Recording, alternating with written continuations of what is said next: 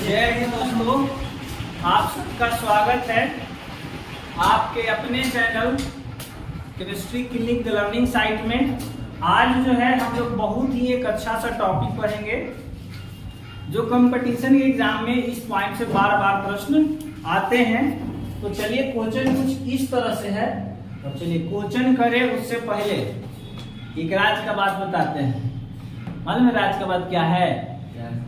अभी आप चैनल अगर सब्सक्राइब नहीं किए तो सब्सक्राइब कीजिए, लाइक कमेंट और शेयर कीजिए ताकि सारा नोटिफिकेशन आपके पास पहुंचे और आप फ्री में इस चैनल के माध्यम से क्या कर सके, पढ़ सके। ठीक है, चलिए क्वेश्चन को हम लोग लिखते हैं। क्वेश्चन क्या है?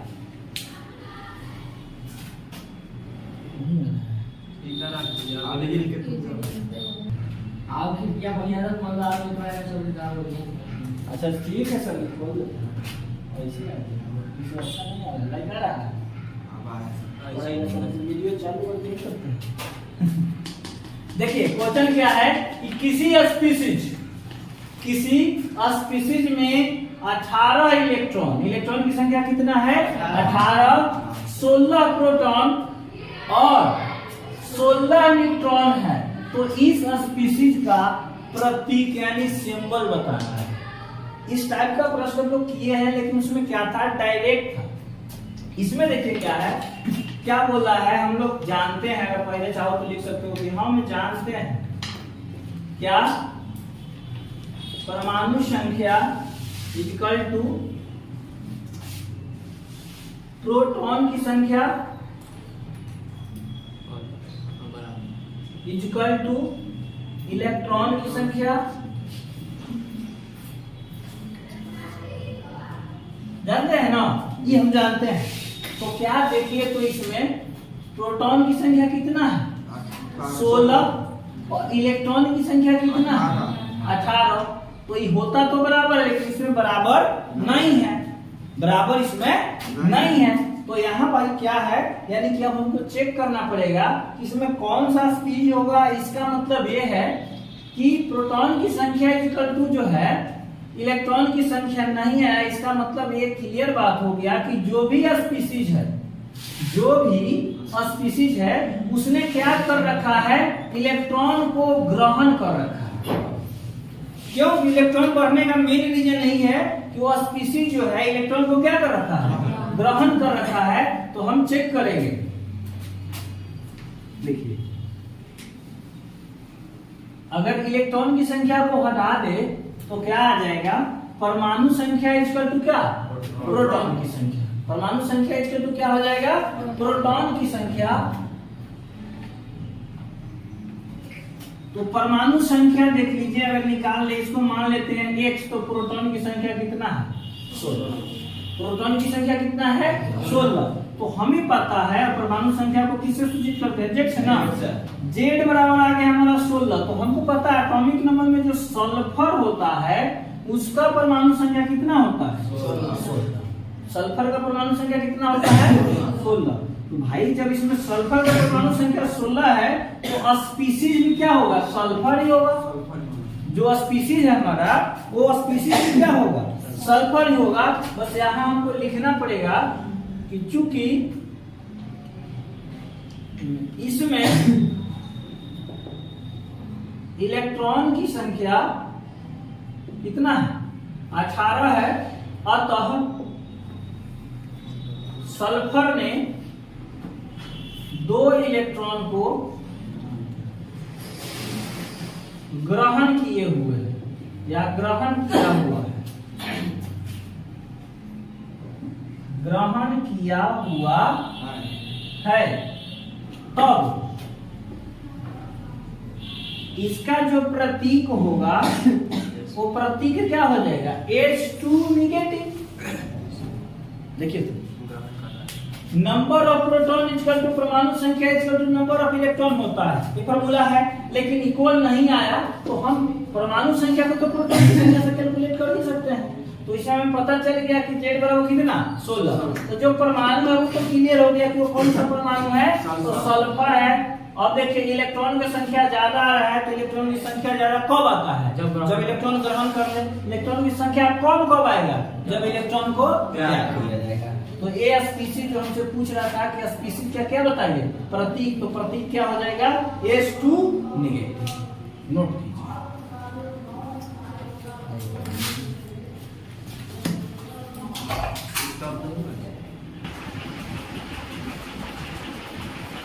चलिए, तो हमारा जो नेक्स्ट क्वेश्चन है वो देखिए, ये थोड़ा आसान है।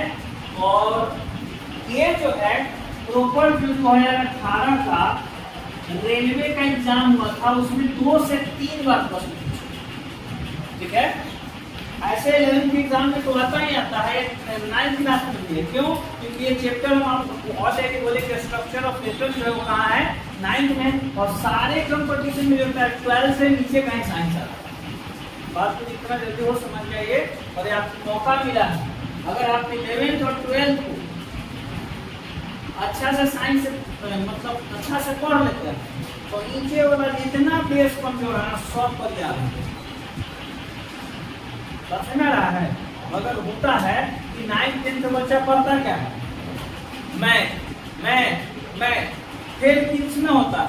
तो मैथ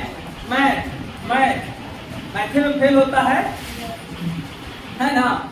तो कोई दिक्कत नहीं है। अगर आप 11th 12th में साइंस, फिजिक्स, केमिस्ट्री, बायोलॉजी है तो उनके लिए बहुत अच्छा है। अगर जिनका बायोलॉजी नहीं भी है तो फिजिक्स, केमिस्ट्री अगर आप अच्छा से पढ़ लेते हैं तो जितना भी छोटा मोटा चिल्लर समस्या होगा आपको 9th 10th 8th का, वो सब इसमें खत्म हो जाएगा। क्यों? क्योंकि इसमें बहुत बड़े लेवल का चीज पढ़ाया जाता है। लोग समझ लेते हैं ना कि 10th तो बिना पढ़ ले हम पास कर ही गए, फलानवा के पैर धर के, गोड़ धर के, देख के, कॉपी देख के, तो 12th तो पास कर जाएंगे। ये फंडा निकाल दीजिए, हो सके कि पास कर जाए, लेकिन है जब कंपटीशन लाइन में आइएगा ना तो हालत खराब हो जाएगा आपका। जब किसी को कम्पीट कीजिएगा तो वहां आपका हालत खराब हो जाएगा, क्योंकि अगला भाई साहब का एग्जाम अलग दिन रहेगा और आपका एग्जाम अलग दिन रहेगा। अगर बाई द वे नौकरी भी पा लिए तो जाके जीवन में फेल हो जाइएगा। क्यों? क्योंकि जीवन की समस्याएं सबकी अलग है। जीवन का स्ट्रेंथ सबका क्या है? अलग अलग है। आपका क्या इनकम का सोर्स है, अगला का हो सकता है इनकम का वो सोर्स नहीं है। आपका जो खर्चा का सोर्स है, अगला का वो खर्चा का सोर्स नहीं है। तो नकल बंद अकल चालू, ये दोनों साल आप अच्छा से पढ़ लेते हैं तो ऐसा क्वेश्चन कंपटीशन उखाड़ के फेंक दोगे। हमसे कहता है सब यार तुमको कैसे केमिस्ट्री समझ में आता है? बहुत अच्छा समझ में आता है। हम बोले भी है कल कि केमिस्ट्री क्या है? 2 लोगों, 2 इंसानों या एक ग्रुप का क्या है? अंडरस्टैंडिंग। अगर हमारे और आपके बीच में समझदारी बहुत अच्छा है, हम यानी ग निकाल लें मुंह से, आप समझ गए कि सर कविता कहना चाहते हैं, कबूतर कहना चाहते हैं, तो समझ जाइए कि केमिस्ट्री बहुत अच्छा जाएगा। देखिए, इसके लिए हम लोग जो है क्वेश्चन को करते हैं। इसमें क्या है कि किसी परमाणु के नाभिक में, नाभिक पता है ना किसको कहते हैं? जो सेंटर में हो उसी को न्यूक्लियस यानी नाभिक कहा जाता है। ये है नाभिक। और समझ लीजिए सर, नाभिक जो होता है सर वो 2 से मिलकर बना होता है। किस से? प्रोटॉन और न्यूट्रॉन।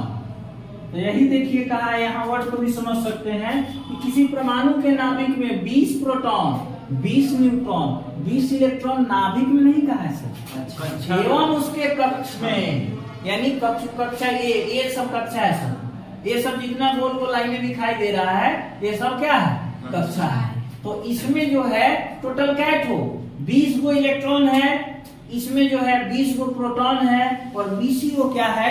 न्यूट्रॉन है। हमसे पूछा क्या है? इस परमाणु का परमाणु संख्या एवं क्या परमाणु संख्या। हम 2 फॉर्मूला जानते हैं सर, और आप भी जानिए 2 फॉर्मूला काफी है।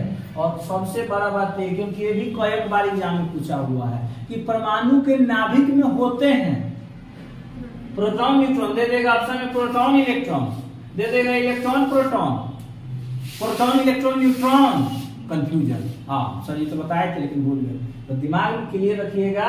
यहाँ सिर्फ क्या होता है? प्रोटॉन और न्यूट्रॉन, और दिखाई देता है प्रोटॉन ही। क्यों? क्योंकि प्रोटॉन पॉजिटिव होता है, न्यूट्रॉन चार्जलेस होता है, न्यूट्रॉन पर कोई चार्ज नहीं होता है।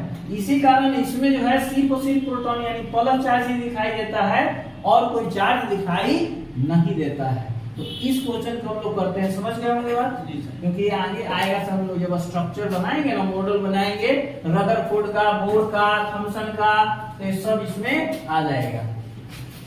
परमाणु संख्या बराबर क्या होता है? प्रोटॉन की संख्या, चलिए यही से काम हो जाएगा। प्रोटॉन की संख्या, तो परमाणु संख्या किससे? जेड से। प्रोटॉन का संख्या कितना है सर? 20 गो। तो परमाणु संख्या पता चल गया ना। अब चलिए सर दूसरा क्वेश्चन। दूसरा क्वेश्चन क्या है? द्रव्यमान संख्या।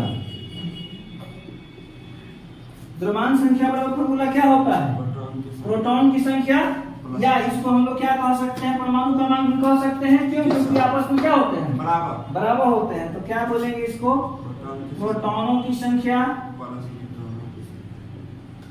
न्यूट्रॉन की संख्या। देखिए वो बचपना वाला क्वेश्चन दिया गया है, क्या क्या लैम्डा इंद्रा करने से कोई फायदा नहीं है। डायरेक्ट ऑन द पॉइंट, क्योंकि कंपटीशन समय बचाने का महत्व होता है। मिलता तो सबको समय क्वेश्चन है या 200 ही क्वेश्चन है, सबको सेम क्वेश्चन मिलता है। कोई कहता है सर भाई इतना मर्जी नहीं किए, समय नहीं बचा, का है आपका गाड़िया बहुत फास्ट चल रहा था। समय सबको मिलता है, तो इसलिए देखिए कैसे ऐसे क्वेश्चन में समय नहीं, क्योंकि ये सब प्रश्न ऑब्जेक्टिव में मोस्ट इंपोर्टेंट है 11-12 के पॉइंट ऑफ व्यू से और कंपटीशन के पॉइंट ऑफ व्यू से। तो क्या हो जाएगा? प्रोटॉन की संख्या कितना? 20। न्यूट्रॉन की संख्या कितना? 20। कै हो गया? 40। देखिए सर इसमें इलेक्ट्रॉन की संख्या का कोई यूज नहीं हुआ, ये आपको दिया गया था सिर्फ भ्रमित करने के लिए। क्योंकि लोग स्टूडेंट क्या करते हैं? कॉन्सेप्ट याद कर लेते हैं कि सबको जोड़ दीजिए तो द्रव्यमान संख्या आ जाएगा। ऐसा थोड़ी है। तो जोड़िए ना सर, 20 20 40 40 60। अब हो सके तो बोर्ड भी तेज होता है, पहले या दूसरा ऑप्शन 60 दे देगा। आप देखिए आंसर आ गया, आपका आंसर आ गया, हो जाएगा क्या? गलत। फॉर्मूला याद रखिए, प्रोटॉन की संख्या प्लस न्यूट्रॉन की संख्या। लो खिचड़ी बना दिए हैं। प्रोटॉन की संख्या ना प्लस न्यूट्रॉन की संख्या, हम एक में खिचड़ी बना दी है। प्रोटॉन की न्यूट्रॉन की संख्या, ठीक है? चलिए नोट कीजिए।